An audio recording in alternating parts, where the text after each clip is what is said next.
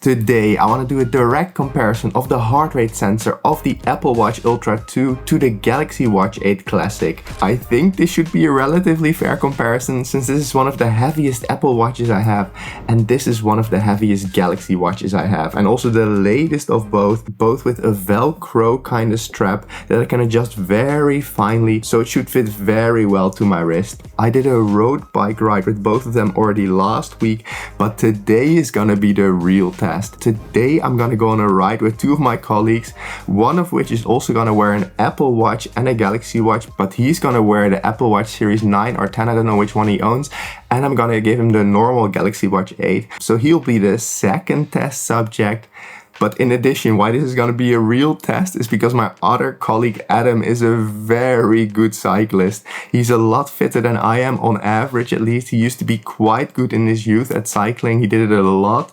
But today is the first time I'm gonna try and beat him get up a mountain. So last year I tended to drop near the end of a climb. He just could keep going a bit longer than me, but I've been training a lot. And this year I have a bike which is about as good as his. I'll show you that in a second. But I also have a funny secret weapon at my disposal. I bought this, which is one of the weirdest helmets out there. It's a time trial helmet. I don't think it will make me any faster. Probably the added weight going up the mountain doesn't compensate for it being slightly more aerodynamic, especially because I won't be in a time trial position. But I'm hoping that it will look so funny that he will be distracted and I'll be able to beat him up a mountain. But as I said, my main secret weapon is my new bike, which I will show you right now. This is my new Van Rysel bike. I really love this thing. It's my first carbon bike, my first bike with electric shifters. I'm used to riding relatively cheap bikes, usually old bikes from my dad. But this thing is just amazing. So I hope this, together with the funny factor of the helmet, will help me beat Adam at least on one of the mountains we're gonna do today. So we're probably gonna go up 2 or 3 hills. And my aim is to stick with him until the end on one of the hills and maybe even beat him. But I only have a few minutes to get ready. So let's quickly get changed, get some food and coffee in me, and then let's meet my colleagues. By the way, for those of you who don't know me, my name is Rob and I'm a postdoctoral scientist specializing in biological data analysis. And all fun aside, today we're gonna focus on the data. This will be a very initial, interesting, quick test. It will not be very in-depth. For that you can also check out my other reviews, but it will be interesting to see, and I'm curious how the Galaxy Watch Classic holds up to the Apple Watch Ultra 2.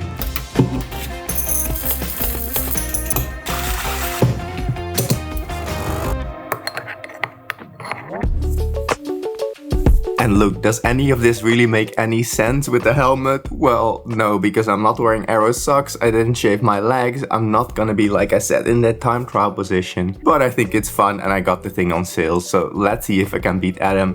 And after that we'll see how the Galaxy Watch Classic performed, but also how the normal Galaxy Watch did on Raphael compared to his Apple Watch. Especially also since I'll bring not one but also a second camera with me, so a lot of added weight. But let's have some fun.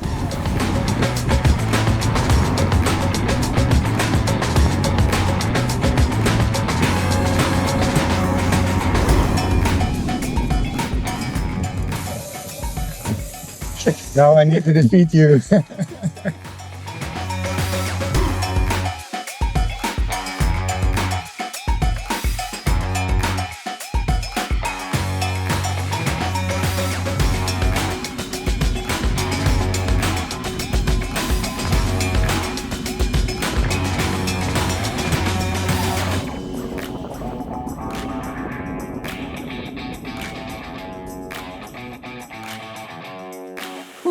So when I'm around this weight, I actually can do good powers, but uphill it's it's also the you have to divide by 100.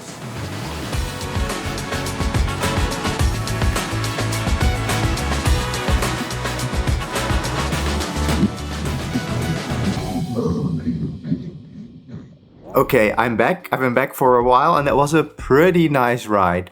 Now I'll tell you at the end of this video if I was able to defeat Adam, because that's of course what everybody wants to know. But first let's focus on the quality of the heart rate measurements of the Galaxy Watch 8 Classic and the Apple Watch Ultra 2, and of course also take a look at Raphael's data, which was the Apple Watch Series 9 versus the Galaxy Watch 8, so the newest Galaxy Watch. Now between the Apple Watch Series 9 and 10, there's no real difference in performance of the heart rate monitor. It has the same heart rate sensor and will give the same results. Now classically, we've generally seen that Apple Watches tend to do a bit better than Galaxy Watches. However, with the new Galaxy Watch series, this has actually been a lot better. Those Galaxy Watches seem to have better heart rate tracking performance. I actually already did a bunch of coding. I already spent like 4 hours now trying to get the data ready for this analysis, and it's been much harder than I thought because of data export issues, because of data formatting issues.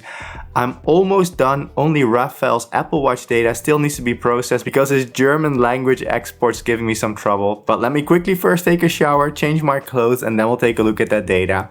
But before doing that, if you're finding these videos interesting, there's multiple ways of supporting the channel. One way is just by liking, subscribing and commenting, and if you're already subscribed, thank you very much. If you directly want to financially contribute to this channel, the best way of doing that is by becoming a YouTube member, which is basically Patreon on YouTube, and this gives you early access to many of my videos. For those of you who haven't watched many of my videos yet, I'm actually a full-time scientist and I run this YouTube channel on the side. Luckily now the channel's grown enough that I've been able to hire an editor, but this is not cheap, and I also buy many of these devices myself. Both of these were bought with my own money, so I need to make some income from YouTube to pay for all of this. So if you want to become a YouTube member, that would be great, but of course only do it if you can afford it. And another way of supporting the channel is by bookmarking my Amazon link, and if you buy anything on Amazon, click on that link and I'll get a small commission, and it doesn't cost you any extra. And there's also a bunch of other affiliate links in the description below that give you the best discount possible on things like the H Sleep Pod or the Runner app, some of my favorite apps and devices. So if you want to check those out, that'd be great too. But now let's fix that code and then take a look at the data. Oh, and by the way, for those of you who haven't seen my post on the YouTube channel about this beautiful new bike, I'm just so happy with this bike. And as you will see, it gave Adam a run for his money. But okay, now I'm really gonna take a shower. By the way, Decathlon, if you want to sponsor me, I use many of your products. You can also see some right here. I'm really open to that, so hit me up. We'll be looking at a total of 3 bike rides I did with both the Apple Watch Ultra 2 and the Galaxy Watch Classic. Now there are also 2 extra very short bike rides I did with the Apple Watch Ultra 2 that I wasn't able to easily filter out. But the majority of these time points right here were done with the same 3 bike rides. And these are the results for the Apple Watch Ultra 2. Now the reason it says versus Galaxy Watch 8 is just because we're looking at that subset of data. And as always, we'll be comparing the heart rate measurements of both the Apple Watch Ultra and the Galaxy Watch to the Polar H10 ECG chest strap, which is a super reliable way of measuring your heart rate that uses ECG instead of PPG like a watch. And each dot in this plot is a single heart rate measurement, with the Polar H10 along the horizontal axis and the Apple Watch Ultra 2 along the vertical axis, where the closer the points are to this blue line, the better the agreement. And the agreement for cycling of the Apple Watch Ultra with the reference device is basically perfect. Almost all points are on or close to the blue line, so these big black surfaces right here, I mean, there's so many points on top of each other that you basically just see black, and that means it's a very good result for the Apple Watch Ultra. And let's compare this to the Galaxy Watch 8 Classic on me. So we'll get to Raphael's results in a second. Let's first make a similar plot for the Galaxy Watch 8 Classic on me, and that's this plot right here, which looks pretty good, though not quite as good as the Apple Watch Ultra 2.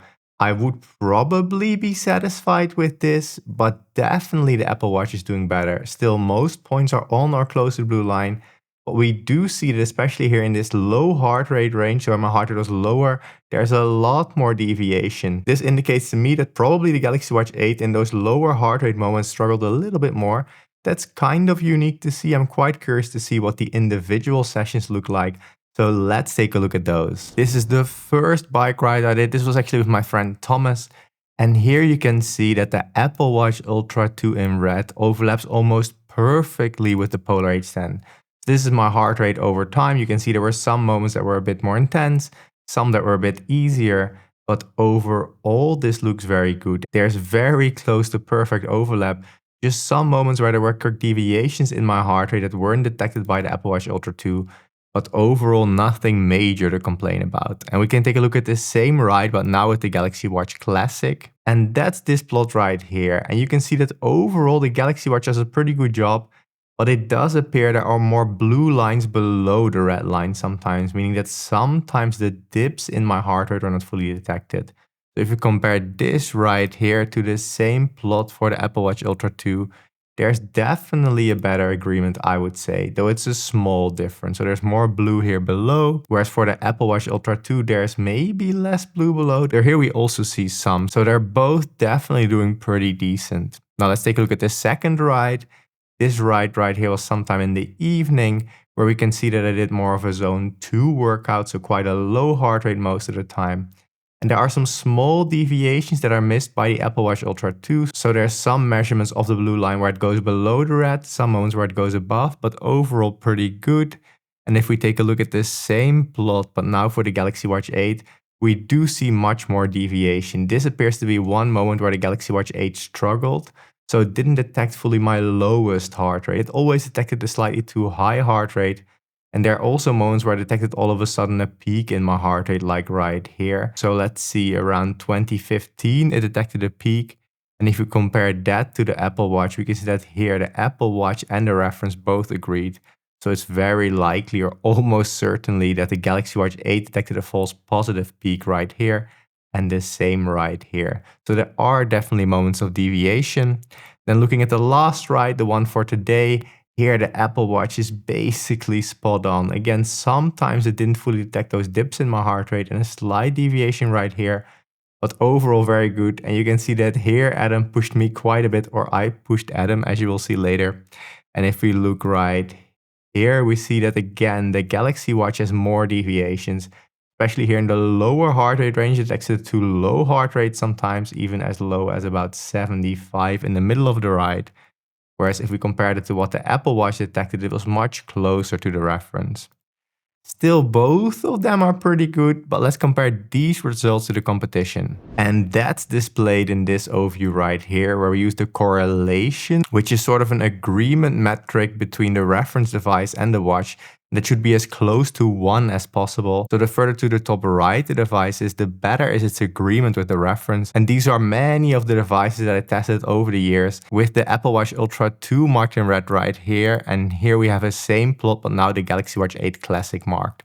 So both are among some of the better devices, though I do think they had a relatively easy job now for road biking, because there I have my hands in a position like this. And in this position, there's often less tension on my wrist, so it's easier to measure. Whereas when I'm city biking or mountain biking or something, I might have more tension like this. And then the blood flow might actually be harder to measure. So since we're basically only looking at 3 road bike rides right here, they did have a relatively easy job, but still both of them are doing pretty well. And we will also see that they're very close to my previous testing. So let's zoom in a bit, and we're only going to look at some of the better devices. So those with a correlation of 0.9 or higher. And if we look at those, we see that the Apple Watch Ultra 2 is the best device I ever tested. But like I said, this only included road bike rides and not city bike rides. So my recent retesting of the Apple Watch Ultra 2 is actually right here, so very close. So basically the same result, again confirming that at least on me, I get very similar results in retesting. And if we compare this to where the Samsung Galaxy Watch 8 is, it's definitely worse, but still among some of the best performers. And also close to some other Galaxy Watches. Actually, we need to zoom out a little bit. So now we just have the devices with a correlation of 0.8 or higher. And we see it's close to my retesting of the Galaxy Watch 7 in 2025. And also, let's see, Galaxy Watch Ultra 2 testing in 2025. So very similar results. So I would say that at least for me, this means that the Apple Watch Ultra 2 and basically any Apple Watch, because they have the same heart rate sensor, is a really amazing heart rate tracker, almost as good as an ECG chest strap for cycling outside. So I wouldn't have problems trusting that heart rate for road bike riding. The Galaxy Watch 8 Classic, on the other hand, is pretty good, though not quite as good. I would mostly rely on it if I wear it the way I did now, so pretty tight with a Velcro strap. And now for the third ride, there was even a sleeve on top, keeping it very well in place. So I would mostly trust that heart rate as well, though there will be some moments of false spikes and also some moments where there might be a slightly too low measurement. However, the majority of time, even with the Galaxy Watch, I will get a reliable heart rate measurement, or reliable enough Though it's just not quite as perfect as the Apple Watch or even the Pixel Watch, which is slightly frustrating. But let's now take a look at the results for Raphael. And Raphael actually had something to say about the Galaxy Watch. Let's switch to that if the audio quality is good enough. Let's say you paid 500 for an Apple Watch or you got the Galaxy Watch for free. No. Is it always this bad? Not always, for me. Depends a bit. Cycling is a hard exercise for most devices. But I mean, it's useless. Okay, that audio quality wasn't very good. But what Raphael basically said is that in many moments he looked at the watch and he saw that his heart rate was 20 BPM too low or so compared to the reference device. Let's see if that's actually also the case when we look at the data and analyze it. But that was his impression, that he wasn't getting reliable measurements with the Galaxy Watch. The Apple Watch, on the other hand, he said was very reliable. He even said if he would get the Galaxy Watch for free, he wouldn't take it. He'd rather pay 500 euros for the Apple Watch. But let's see if the data confirms what he says, or if the quick looks he had at the watch were sort of not representative for the full ride. So let's have a look. And here we have the results for the Apple Watch Series 9 on Raphael, where again we want the points to be as close to the blue line as possible. And this looks pretty good. It's not absolutely perfect. So here in the medium heart rate range, in a few moments the Apple Watch Series 9 detected a too high heart rate, but otherwise pretty good. But let's compare this to the Galaxy Watch. And these are the results for Raphael for the Galaxy Watch 8. And they're pretty horrible. He even mentioned that he really tried to make it tight on his wrist, position it similar to the Apple Watch. And these are just horrible results. And he's sort of right. In most cases, the Galaxy Watch detected a too low heart rate, so the points were below the blue line, and they were roughly, let's see, so for instance right here, it detected a heart rate according to the reference device of about 167, and the Galaxy Watch instead measured 145, 47 or so. So indeed, like Raphael predicted, 20 BPM too low, or in roughly a range of like 5 to 40 BPM too low often. This is really horrible, even sometimes going as low as to this red line right here. And these are actually the moments where a watch detects half of the actual heart rate, which some really poor heart rate detecting watches sometimes do, because it's a very periodic signal, your heart rate. And when it's so noisy and it doesn't have a good algorithm, it can detect half the actual heart rate. And that's sometimes even what's happening here, but only in one moment it seems. But let's take a look at the bike ride itself. And let's start with the results for the Galaxy Watch 8, which is plotted in red, and the reference device in blue-green. And you can really see how poor this agreement is. So in the beginning it did quite okay, but then from this moment on, so after about 45 minutes, it kept detecting a too low heart rate. And Raphael was really right. It was always about 25 or maybe 20 to 30 BPM too low. So really a poor result. And if we compare this to the result of the Apple Watch Series 9, the Apple Watch Series 9 definitely looks better, though it didn't do quite as good as it did on me. So we see some deviation right here for Raphael, and also here some of the details are missed. But still, for me, this result for the Apple Watch Series 9 would be good enough, but this result for the Galaxy Watch 8 would definitely not be good enough. And we can actually again compare this to the competition. And that's displayed in this overview right here for Raphael. So these are all the devices he tested in the past. And we have the Apple Watch Series 9 right here, quite close to the Apple Watch Series 10 and the Pixel watches. So all of these are doing quite well on him. Also the Forerunner 970 did quite good on Raphael. But then right here below, we have the Galaxy Watch 8. And it's just not doing well. The Galaxy Watch 7 actually did better on him. Of course, for the Galaxy Watch 7, he did much testing, cycling to and from work, so maybe he was sweating less, I don't know. I would like to do more testing on Raphael with the Galaxy Watch 8 to see if overall the results improve a bit. But even the Galaxy Watch 7 definitely did worse than the Apple Watches on Raphael. Maybe it was a bit of a fluke for this one ride that it did so poorly, but it's definitely not good. But what do you guys think? What's your experience been with the Galaxy Watch or an Apple Watch? Do you get similar results, or is it very trustworthy for you? Okay, but what's my overall conclusion on the Apple Watch and the Galaxy Watch? Well, on me at least, I would trust the results of the Galaxy Watch 8 Classic and the Apple Watch enough on a road bike ride like this to make some decisions about how fast I'm going. The Apple Watch was really good, but the Galaxy Watch 8 Classic was probably still good enough for me. So for my purposes, and just knowing my heart rate roughly and knowing what pace to keep going at, for that it was good enough. but I was surprised to see how poorly it did on Raphael. He was really complaining about it. He really didn't like how inaccurate the heart rate was, but if he hadn't had a reference with him, he wouldn't have known, and he might have made different decisions about the speed he was going at, or he might have even thought something was wrong because his heart rate was way too low. So that was really surprising to me. I would like to do more testing, and I'll share that in a future video, and I'll give Raphael one of the newer Galaxy watches, so the 8 Classic or the new Ultra for a while, to see if long-term testing will give better results for him or if we consistently get quite poor results. And that's also something I like to do for the future. I'm really looking into ways of including more test subjects in my videos, but that's not cheap and easy, so I really need to find a way of monetizing this channel a bit better to do that. And then finally, the one thing you've been waiting for: how did I do against Adam? Well, I'll show one clip right now, right here, where you can see me passing him on the first hill, and I was able to keep him at bay. I let him come back a bit and then did a last attack, and I was first on top of the mountains, or hills in Vienna, the first hill at least.